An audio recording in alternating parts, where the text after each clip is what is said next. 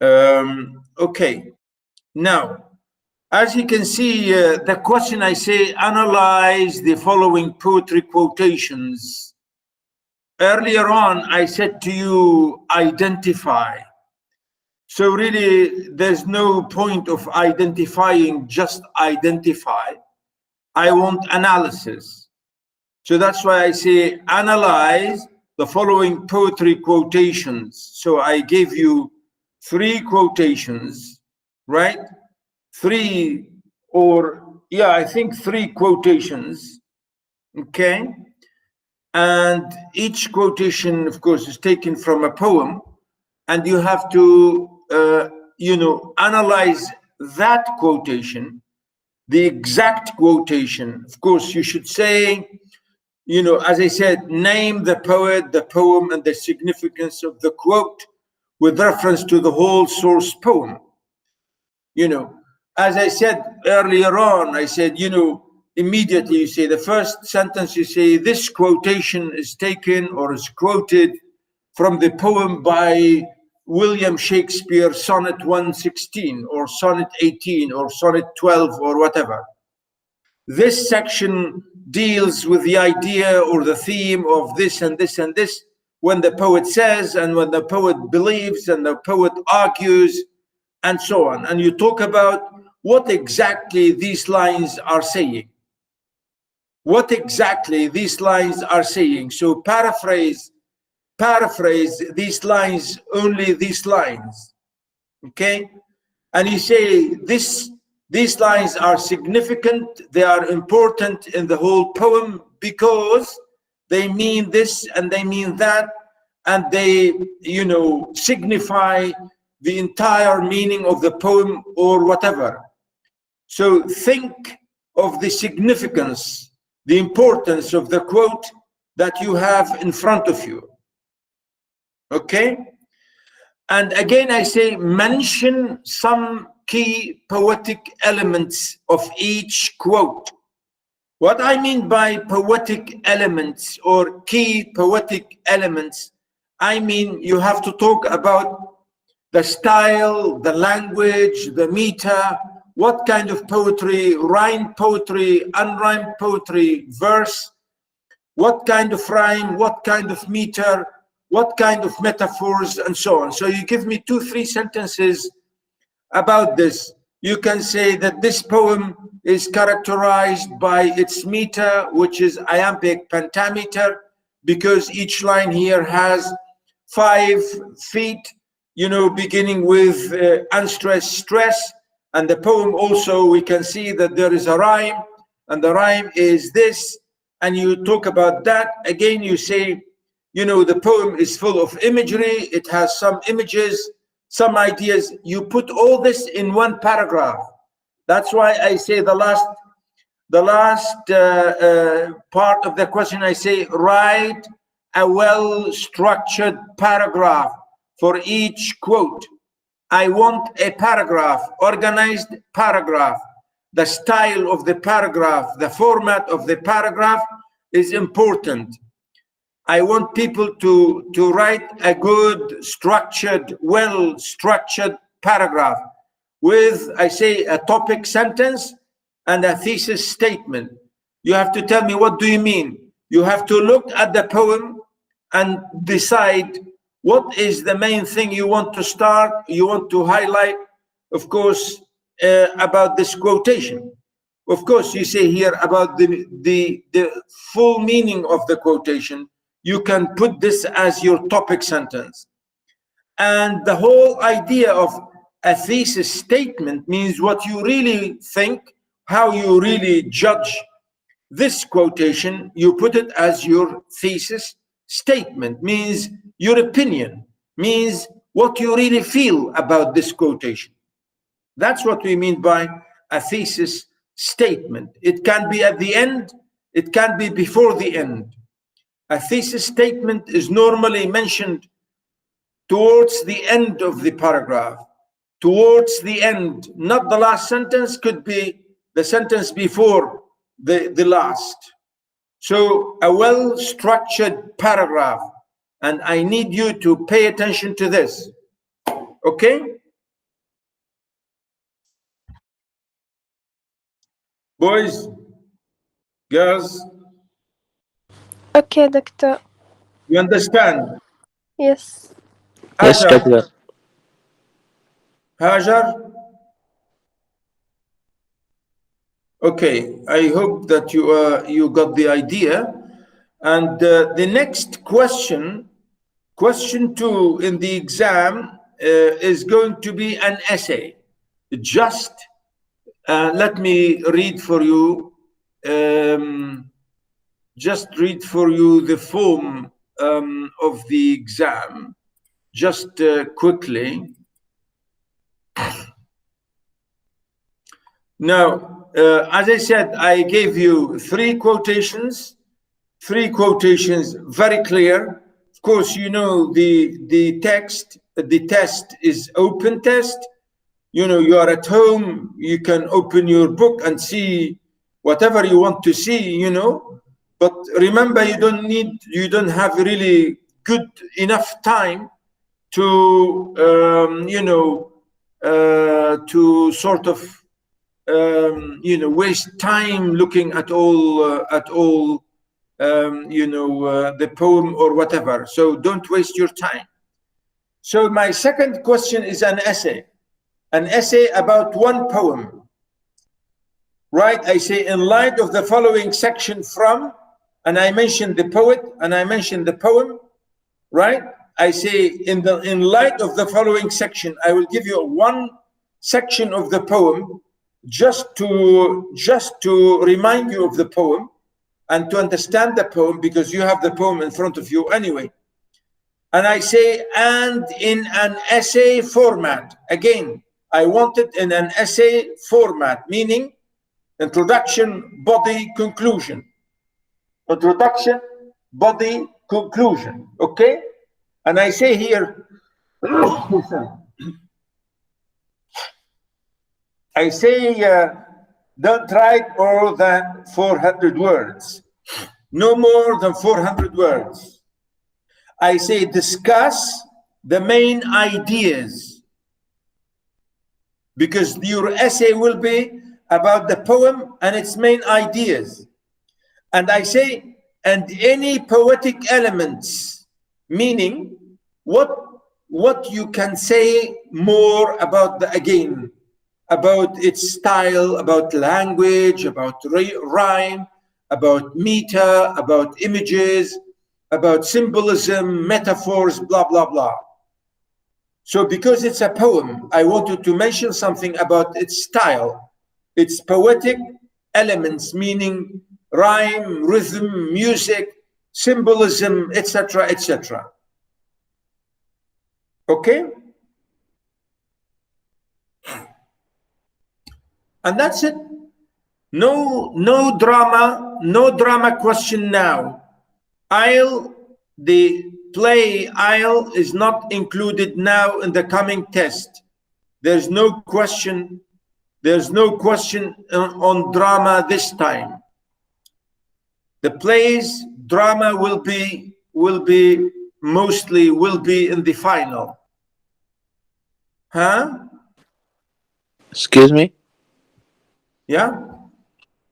Are there any definitions? No, that's it. I'm saying to you, 2 questions only. 2 questions, poems to analyze, and 1 essay, and that's it. No definitions, nothing. Okay, thank you. But again, I say, you have to be careful about the structuring and the formatting. When I say well-written essay, well-written paragraph, means you have to be careful about paragraphing. I need paragraphing the essay, introduction, body paragraphs, conclusion, you know, nicely structured.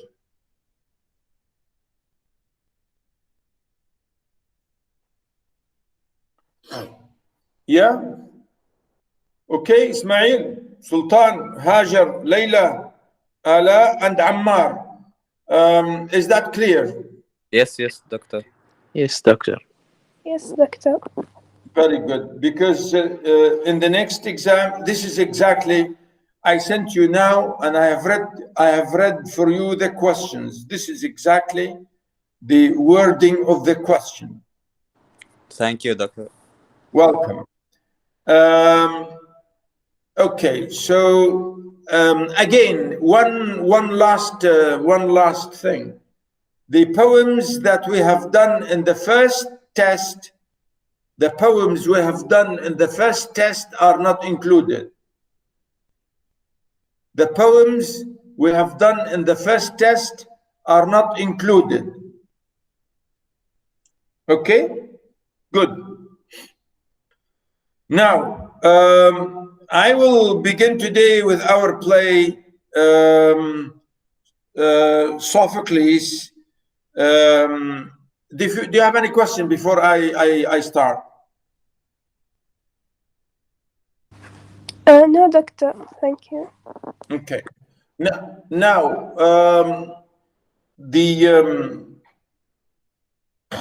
just a second.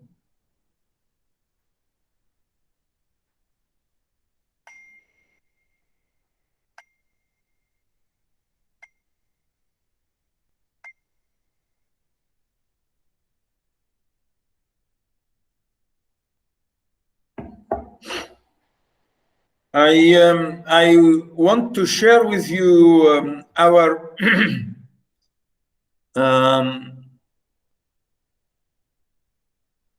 yeah.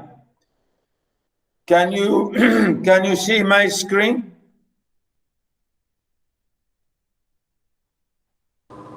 Yes, Doctor. Now, the story really today, or the play, of course, the story of our play is quite really, sorry, it's quite important. What's going on with me?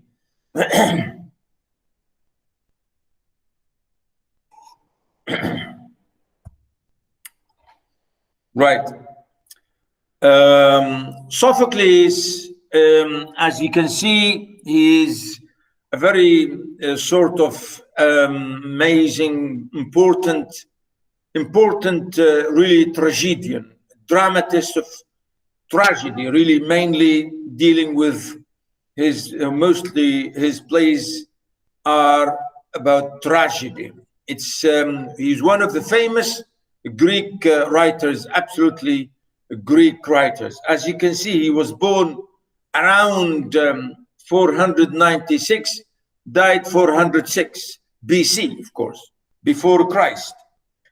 Now here you have in your in our book, the one I gave you here. This is the booklet I sent you. Of course, this is taken from the anthology, from the main book we have in the university. I copied this from that book. And it's, as you can see, the page numbering is from that book. So the play here today is really a terrible tragedy. The story is really weird and unbelievable, and to many ways is absolutely shocking. Really, it is shocking. And it is, you know, mythological. I mean, it's mythology and very mythological. And we really don't believe it. It could never happen. But you see, it's really to do with human psychology. And we people, human beings, are terrible. We have so many crazy things about us.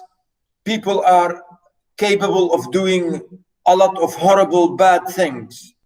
You know, a lot of evil things. You know, man is not evil by nature.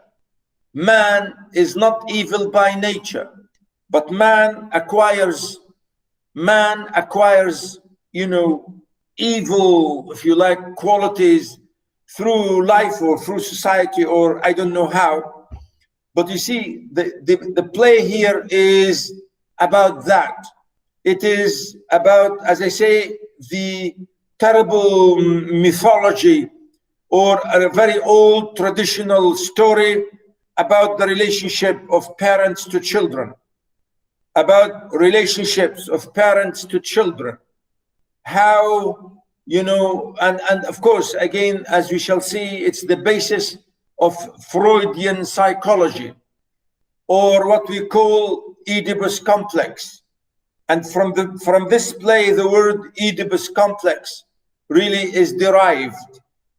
People talk about this in a very, really amazing, unbelievable way. And we say this could never happen. But you see, in some places, in some societies, in some crazy societies, some mad people, it could happen. It could happen. And really, that's what psychology is talking here. And that's what Freudian psychology is talking here.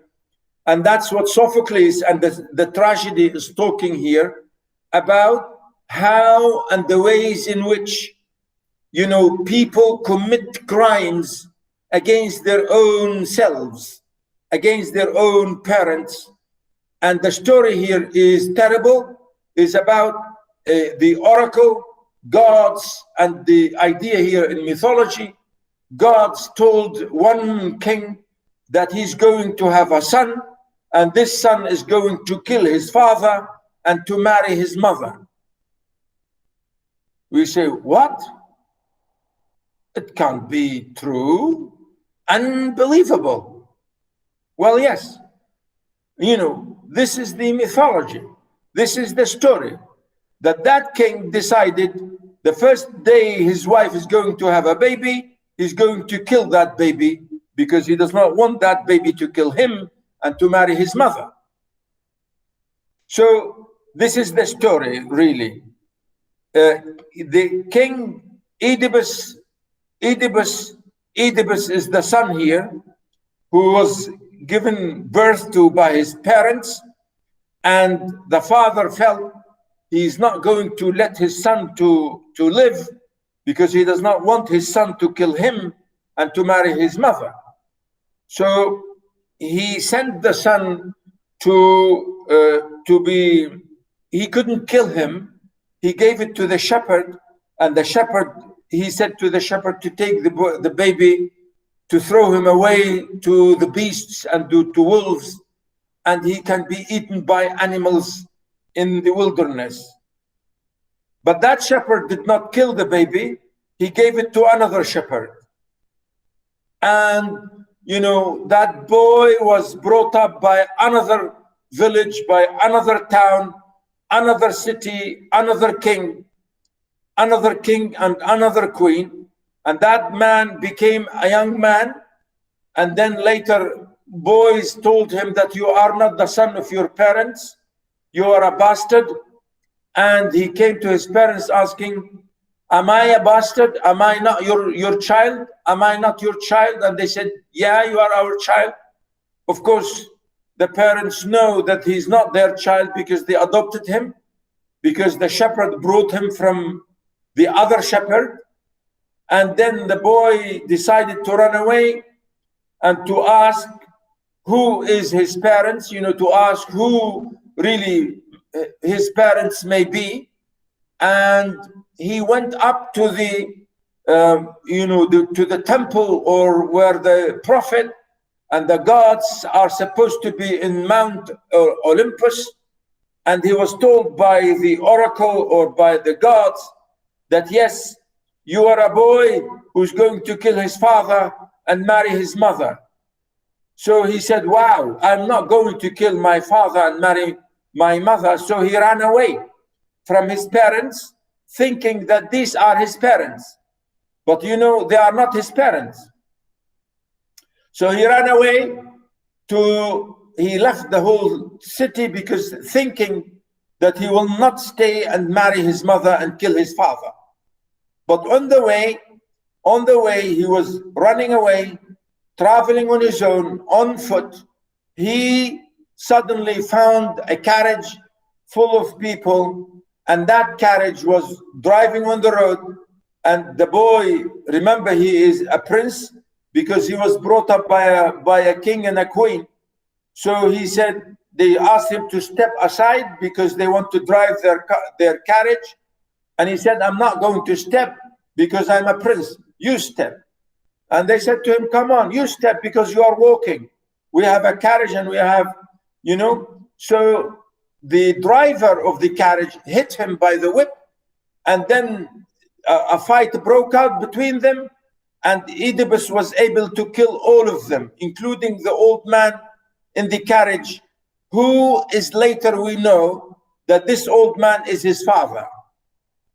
So he killed his own father here on the road and his men. And he didn't think that this could be his father and the carriage and everything, you know. So he was in a sense doing this. He was doing this in a very crazy fashion without ever thinking that he could be killing his own father.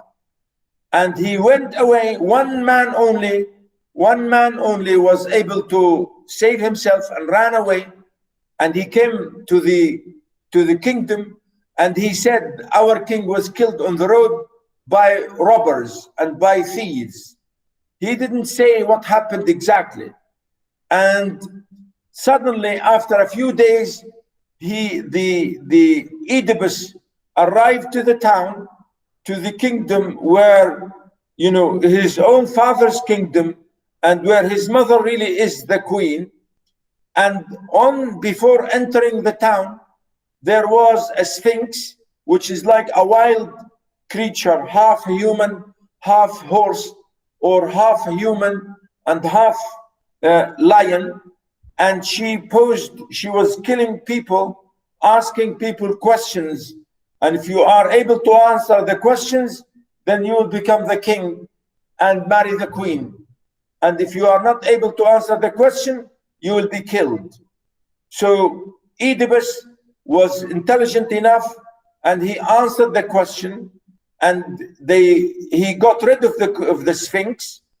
The Sphinx disappeared, and the town was happy because now they have got rid of the Sphinx. And then they said, whoever was able to save them from the Sphinx is going to be rewarded by marrying the queen and becoming the king.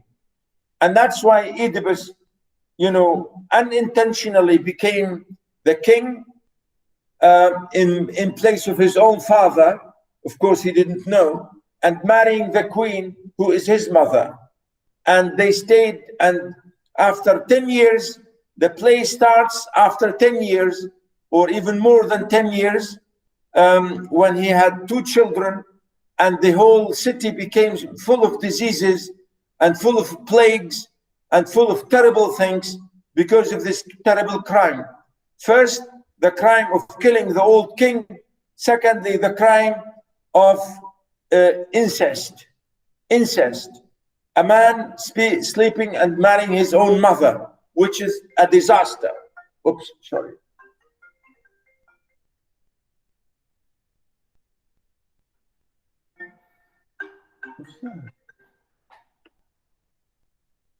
So really the idea is, as I said, completely shocking and disastrous. And that's why here at the beginning, we begin the play in this section. When people came to complain to the king saying, we are devastated by problems and we want you please to help us, because everything is going into destruction, completely destruction. And we want to know what's going on here, and we want help. And really, this is the beginning of the play. As you can see, the play is a horrible tragedy, completely horrible, sickening tragedy. But you see, this is the message. And as you can see here in the introduction, I told you in the introduction, as you can see here, I will show you, it is, notice here in the first page, right here, there's a little biographical information about Sophocles. And want to show you that.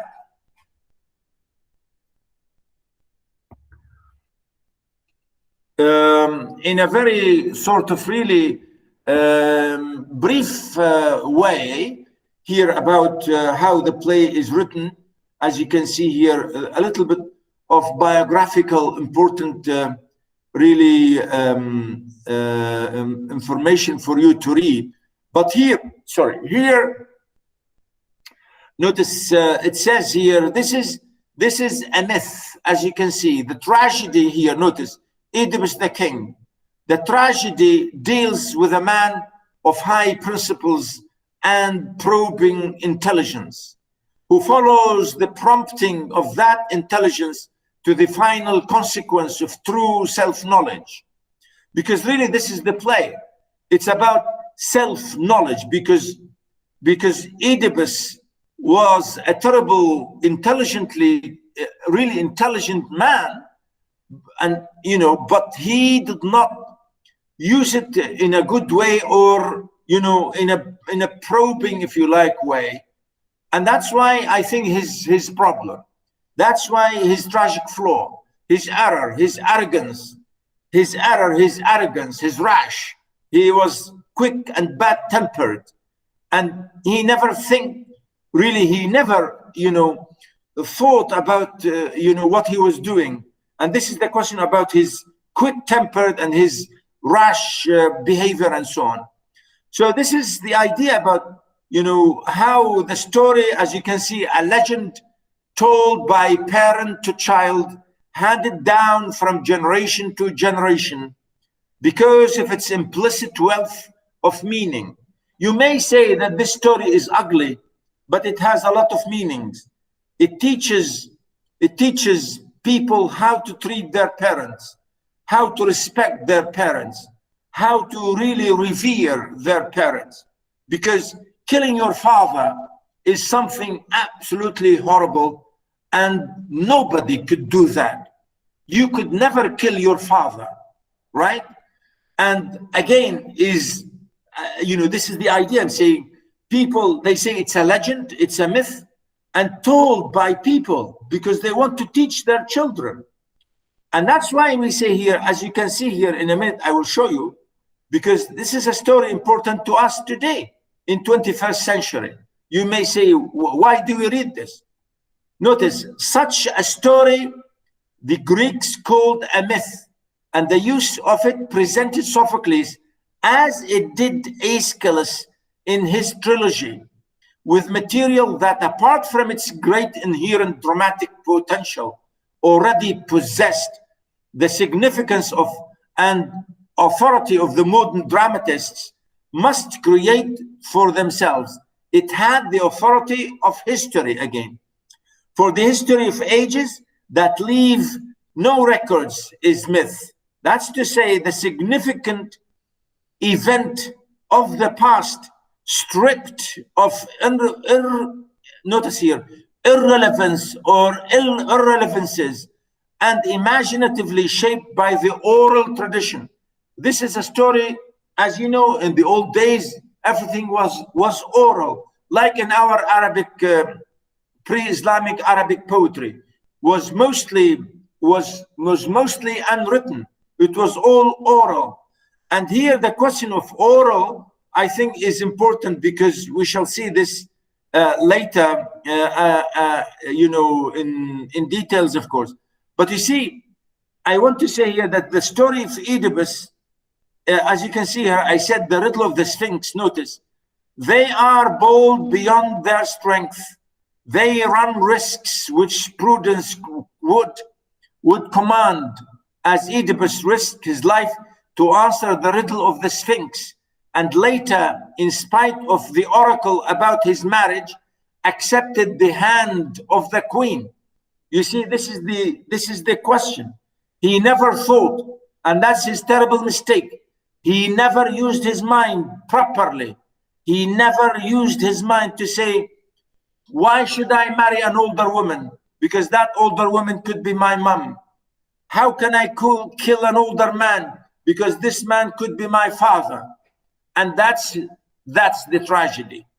Okay, notice here, in the midst of misfortune, they are all full of hope.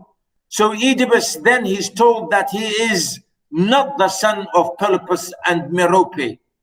You see, his parents who brought him up, the other king Oedipus and the other queen Merope.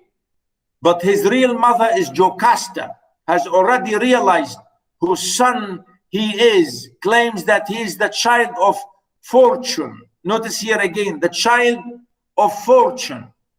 When they do not carry out an intention that they have formed, they seem to have sustained a personal, notice here, bereavement. So Oedipus, shamed by Jocasta and the chorus into sparing Crayon's life, yields sullenly and, here, as you can see, petulantly. The idea really is, as you can see here, I'm reading this in the introduction because you can see the question of the importance of this story in relation to the teachings of that, as you can see later. Now, the main emphasis here really is about the Athenian society and the Athenian people, and you can see that here in a little bit of details, as you can see. But you see, the question I said before, as you can see here in my highlighting, the main idea about the elements of drama, I told you about the question of pity and terror, pity and fear, or what we call catharsis. Catharsis, as Aristotle said. He said that before, I think, and I mentioned this to you before in the maybe in the last lecture. So here we see the man, notice, the terror are aroused most effectively by the spectacle of a man who is not preeminent in virtue and justice, and yet, on the other hand, does not fall into misfortune through vice or depravity. So he was not punished, he was not killed, he was not, as I say, punished or killed because of some terrible misfortune or vice, but because of a mistake. And that's the idea. Falls because of some mistake. And I told you the mistakes here, and I will show you this here. It's mentioned. What are these mistakes? As I said, his arrogance, his stubbornness, his single-mindedness, his arrogance, and so on. Okay, so notice here, for example, I say, notice, one among the number of the highly renowned and prosperous, such as Oedipus. And here I give you more. Oedipus the king is more highly organized and economical than Aristotle implies. The fact that the critics have differed about the nature of Oedipus's mistake. Notice here, the mistakes like his errors or his frailty, his weakness, are many. Of course, we have so many, including, I said, his anger. This is what I'm saying, quick temper, his rash, his anger, his impiety. Notice, impiety, not pious enough. You have to be pious enough. Piety means to fear really God and to fear, heaven. And that's, you can say that in Arabic, at-taqwa, really. And when he's saying here impiety, that's one of his terrible mistakes. And again, self-confidence. As this is what I said, arrogance. Arrogance. Because of these, he committed his crime, which is killing his father and marrying his mother. Anybody who does this must be mad, must be crazy, must be punished, according to the mythology here. Again, notice here, this is a clue to the real situation. Oedipus falls not through some vicious mode of nature, as what Hamlet said, because that's what Shakespeare said in Hamlet. Some vicious mode of nature, meaning by nature you have a certain fault, Because again, the word mole, really the word mole, as we say in Arabic, you know, it's like sometimes we call this like a shama. If you have shama in your face or somewhere, we call this shama. I don't know. What do you call it here in Oman? Ala? Hello? Yes, If you like, doctor. do you have, if you have like tiny dimples in your face, like lovely ones, black or brown or, huh? We call this shama in Syria. What do you say? What do you call it? Yes, it is the same thing. Shama. Shama. Is it Yes. from a sham? Is it? I am not sure about that. This is from Sham, you see, because Sham is lovely. You see, this is the idea. I don't know, could be. I'm not sure, but I'm just trying to be funny. So really notice here what Shakespeare, of course, he used here. So Oedipus's mistake is not this vicious mole of nature. I mean, not his terrible frailty or terrible natural mistake, right? And because that's what Shakespeare said. Notice here in the quotation, say, as Hamlet said, but because he is the man he is, because of all aspects of his character, because of his good and bad alike, because of his terrible, absolute, you know, characteristics, the developments of his, you know, all his demeanor, as we say, all his demeanor, really, in a way. And that's why really we say this led to his self-destruction and self-revelation. And really this is the terrible thing. You punish, here Oedipus was punished by self-realizing what he has done, what he has committed, and at the same time, which is really total self-destruction, absolute self-destruction, isn't it? And really you can see this here. Please read that, as you can see at the end here. Notice his impetuous proclamation of a curse on the murderer of Laius, an unnecessary step prompted by his civil zeal, makes his final situation worse than it need have been. His anger at Tiresias forces a revelation that drives him on to accuse Creon. This in turn provokes Jocasta's revelation. Again, here we can see about how the whole idea happened.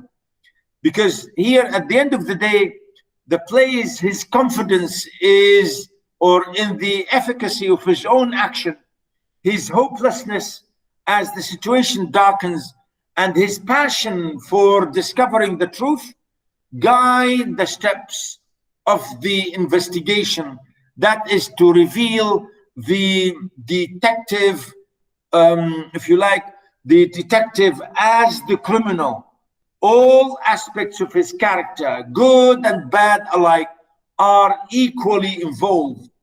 It is no frailty, no error, no mistakes that led or lead to his destruction, lead him to the terrible truth, but his total personality. And I think this is, you know, amazing. I think this is the nice conclusion here. You see, Oedipus committed a lot of terrible things. So that's why his punishment was really very, very hard and very harsh and unbelievable, you know? And, you know, sometimes, you know, as I said, society, you know, people are capable, you know, that's why we say there are evil things everywhere, you know? So the idea you can see here at the end, of course, notice he committed some action in the past.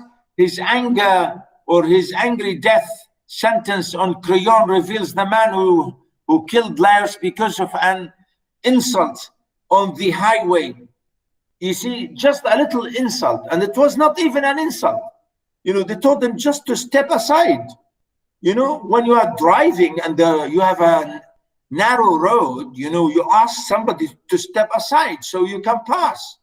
You know, like driving your car in a narrow lane, you have to stop so the other person will pass, you know. And here really this is terrible, absolute, you know, you can see, as I said, his really rash and anger behavior, or angry I should say. His impulsive, you know, this is the idea, impulsive, total excommunication for the unknown murderer shows us the man who really, of course, as you can see, who is terrible. His intelligence, or his intelligent, persistent search for the truth shows us the brain and the courage that revolved or solved the riddle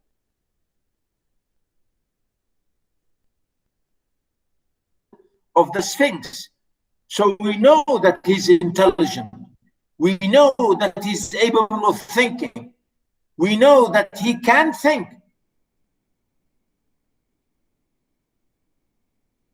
So this is, you know, the terrible, shocking, absolute shocking things about his mentality. Okay, so this is the introduction. Please read all of it because it's lovely. I can't read it for you here. I'll start reading the play, as you can see. And somebody was asking me earlier on, I think she was asking, today's class will not be included in the test. Of course, today's class is not included in the test because the two plays, as I said, Isle and this play, are not included in the test. Okay, boys and girls, I think this should be clear.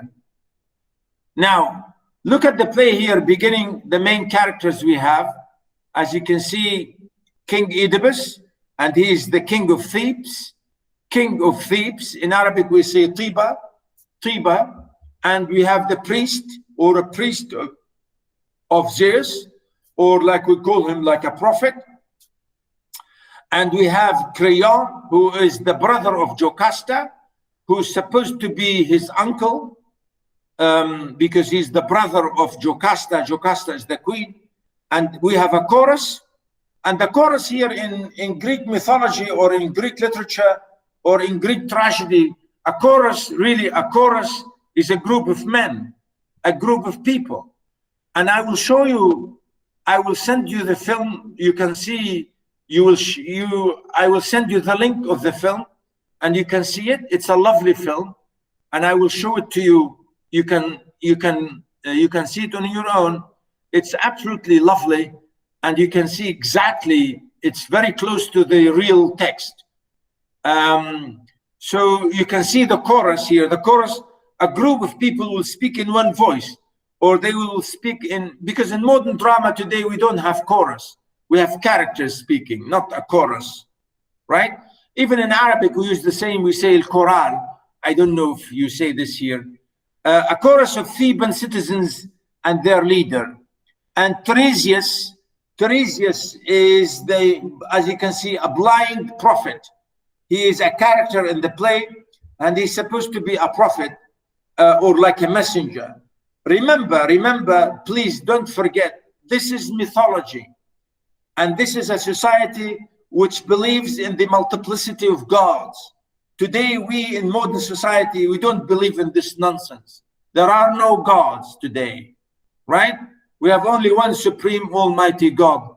Allah la ilaha illallah wahid ahad, okay? But you see, on those days, they believe in these things, right? So here, they call this a prophet or like gods. And that's why we say gods in small g. Never use S with capital G, never. When you say God, one God, when you write with capital G, but when you use S, gods, always write it with small g, okay? Because there, you know, this is how we use it to differentiate between mythology and the modern sense of God. So Jocasta, the queen and wife of Oedipus, Again, we have messenger from Corinth, we have a shepherd, and another messenger from the inside of the palace, and we have Antigone and Ismene. These are the daughters of Oedipus and Jocasta. And really, this is the tragedy here. These two girls were born illicitly, you know, incestually. And this is the idea about incest, which is the ugly, terrible thing, you know, to have this, what we call incestual relationship between, it's really terrible. But anyway, these are the girls' names, Antigone and Ismene. Later on, these are given as other plays. They were written by Sophocles, another play called Antigone, which is really, again, took another twist in the story.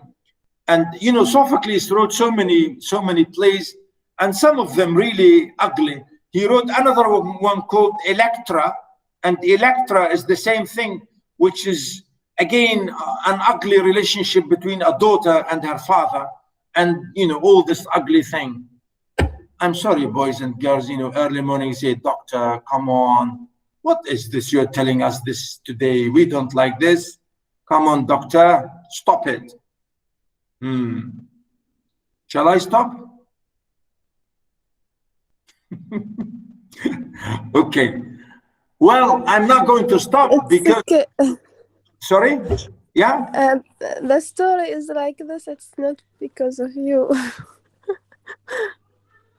Yeah, so you don't want to say stop because of me. Thank you, Ya Allah. You are a very nice girl.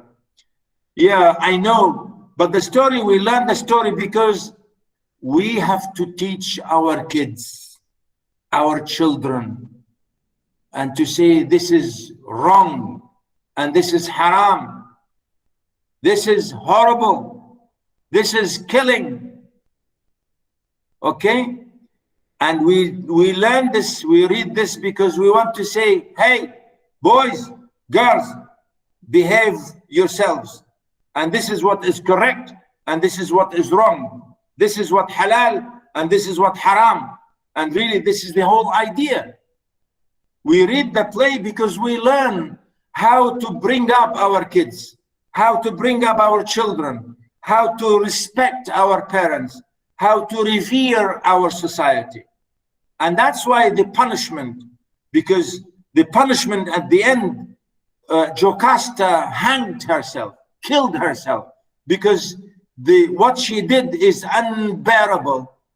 And, you know, at the end, Oedipus plucked out his own eyes, you know, plucked them out, and he went crazy into the mountains to live with the beasts in the mountains. And the punishment was, to some extent, you know, to look at it in terms of human beings, was a deserved one. They deserve this punishment. Now, the play really, it says, is about fate. Because you say, well, God's told him. And how can he change the words of God? You may say, well, this is, you know, doctor, this is fate. And we say fated, but we say no. No. We are given the choice to choose. When you say you are fated, then you should not blame yourself. And when you think about it, even us as human beings, today in real sense, you say, if I am fated, completely fated, so whatever I do, whatever I say or I do, then we say, well, it's fate. Therefore, what about our mind? We are given minds. You know, we people have minds. God gave us minds to use. We have our sense to use.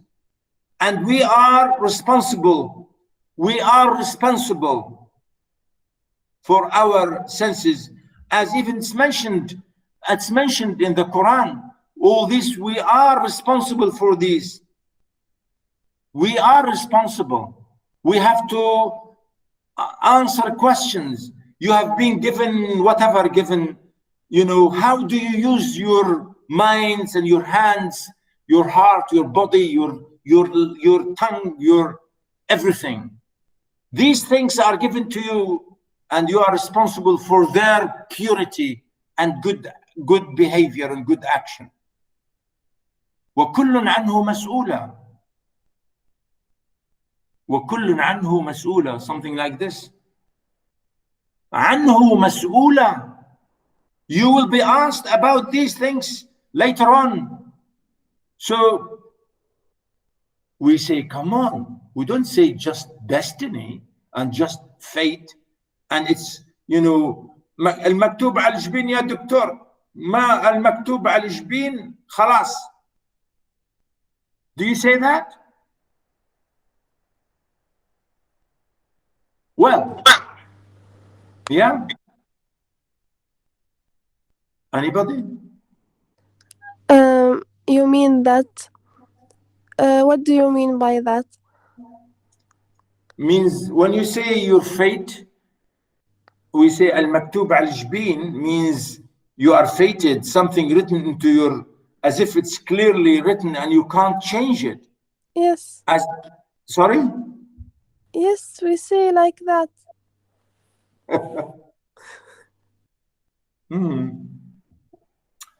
Well, you see, the play is saying sometimes at the end of the day, the play really is saying that, yes, there is fate, but you have a mind to use.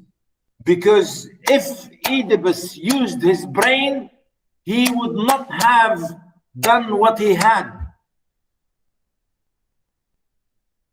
If Oedipus thought enough, good enough, he wouldn't have done what he had done. Yeah. No, I think like whatever happens, it is because it was his like. It is written, already yes, written. It is written, yes. It's written between your eyes. مكتوب بين عيونك خلاص. Yeah. Anyway, really the story here, according to the legend, yes, there is fate. Yes, people say it's destined. Yes, you say my destiny to meet this person. Yes, my luck to marry this woman.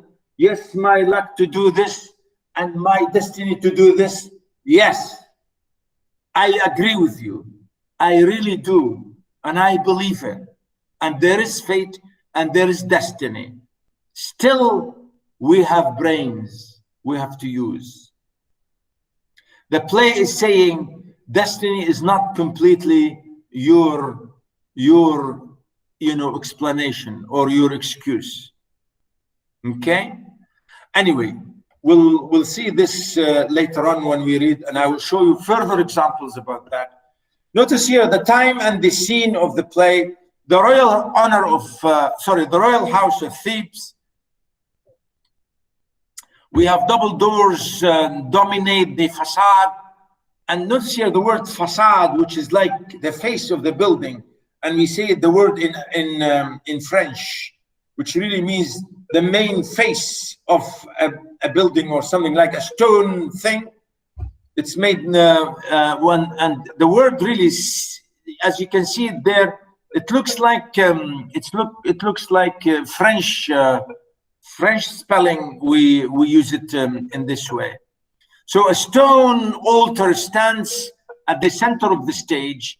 Many years have passed since Oedipus solved the riddle of the Sphinx and accepted and ascended the throne of Thebes. And now a plague has struck the city.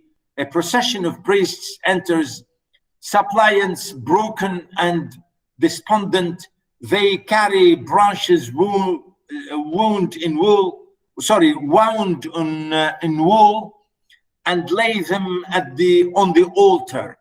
The doors open, guards assemble. Oedipus comes forward, majestic but for a telltale limp, and slowly views the condition of the people or of his people. So this is the beginning of the play, how you know, this is the introduction about how the play appears. Oedipus starting there. Oh, my children, the new blood of ancient Thebes, why are you here, huddling at my altar? Notice here Oedipus. Remember, Oedipus is the king, and everybody, his people came. As you can see, many people came. Again, you can see many years passed. And then later we have, as you can see, a plague. Look at the word here. The plague has struck. Really, the word plague means a terrible disease, a massive pandemic or endemic, you know. And, you know, that's why here we say the king is addressing his people, say, my children, meaning his own people. The new blood of ancient Thebes, meaning he himself thinks that he is a new blood to the city, because he only came to the city recently and he became the king. And that's why he said, you, my children, and you are my new blood. Why are you here, huddling at my altar, gathering at my door? Altar, which is like a big bench, like a massive desk, which is, you know, like a table, a big table. Praying before me, your branches wound in wool. Our city reeks with the smoke of burning incense. So as if to say, everybody is celebrating. What's going on here with you? What's wrong with you? You're saying everybody is burning incense and rings with cries for the healer and wailing for the dead. I thought it wrong, my children, to hear the truth from others' messengers. I am myself. You all know me. The world knows my fame. I am Oedipus, helping a priest to his feet. Speak up, old man. Your years, your dignity. You should speak for the others. You see, so he's encouraging his people to be okay. And he's talking to the main old man, saying to him, you old man, tell me, what do you want? Why are you here? What's wrong with you? So he said, you old man, speak up. You have dignity and you should speak for everybody. Why here and kneeling? Why praying? What praise upon you? Notice here the word praise means what is hunting you? What is chasing you? What made you come here? Some sudden fear? Are you frightened suddenly from something? Some strong desire? Do you want to say something really terribly? You want to tell me something absolutely important? What's wrong with you? You can trust me. I am ready to help. I will do anything. I will be blind to misery, not to pity my people kneeling at my feet. Meaning I will do anything for you. Tell me what's wrong with you. I will do anything to get rid of this misery. I will save you from this misery, and I will really, really help you. Even I don't want you to kneel like this at my feet. Get up. What's wrong with you? And the priest, of course, said to him, oh, Oedipus, king of the land, our greatest power. You see us before you now, men of all ages, clinging to your altars. You know, he's saying, you can see us all. You are the great man. You have the great power. You are the king. And you can see us now, all of us, old and young, men and women, boys and old men, everybody clinging, gathering, coming to your door, altars, main doors, main house. Here are boys still too weak to fly from the nest. Again, he's looking at the boys, the people with them. We have very young people. And he's using here about the birds, using too weak to fly from the nest, comparing these people or boys to birds. And here the old bowed down with prayers. And here we have young boys who are very young, and we have here old people who are very old and who are praying and who are really praying for you. And we have the holy ones. You know, we have our priest. Again, notice here, he, including himself, a priest of Zeus himself. And here he said, they picked unmarried men. Again, we have many people still who are single and not married, but who are really unhappy and uneasy. And we have the young hope of Thebes. Again, we have so many people who are hoping for better future. And all the rest, your great family gathers now, branches wreathed, massing in these squares, kneeling before the two temples of Queen Athena, or the river shrine where the embers glow and die, and Apollo sees the future in the ashes. Our city, look around you, see with your own eyes. You see, so you have really here a very long speech, and you know, they are saying to the king, look, we are in a very terrible condition. We are absolutely miserable. Please, we want help. And here he, you know, he mentions all these terrible things. Notice, our ship pitches wildly. We can't fish anymore. Our ships are standstill. Can't lift our head from the depth. The red waves of death. Thebes is dying. Means the whole country is dying. We can't do anything. Our ships, we can't fish, we can't travel, we can't do any work. Everything become red. Notice it, red waves. Red waves, meaning everybody is dying. A blight on the fresh crops and the rich pastures. Al-bala, blight, bala, al-balwa. Al-bala الذي عم على الأمة. البلاء الذي عم على محاصيل الأرض. Really, that's what he means. Fresh crops. A blight, as I said, really the word blight here means absolute curse, absolute plague, absolute problem, absolute destruction. On the fresh crops, on everything we plant is dying. And the rich pastures, even the pastures where we take our sheep, and our cattle sicken and die. Our sheep and our cows, our donkeys, our horses, our goats are dying. And the women die in labor. The women, when they give birth to their babies, they die.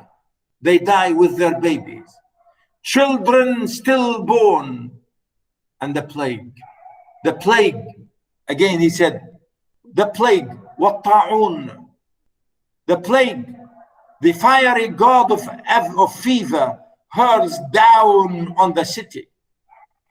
Here he's using again the fiery god of fever. So like now we have, you know, terrible fever, which is sent from heaven to us. You know, sometimes people say this, like sometimes people say about Corona, we think it's like that, could be like a plague sent to us from heaven. Maybe, really, you know. Notice, the fiery god of fever hurls down on the city, his lightning slashing through us, raging plague in all its vengeance, devastating the house of Cadmus. Meaning, of course, this house, this kingdom. And you can see the footnotes here. You can read that later. You can really read this I'm not going to read the footnotes, you can read them on yourself. And Black Death luxuriates in the raw, wailing miseries of Thebes. Now we pray to you, you can't equal the gods. Your children know that, bending at your altar. But we do rate you first of men.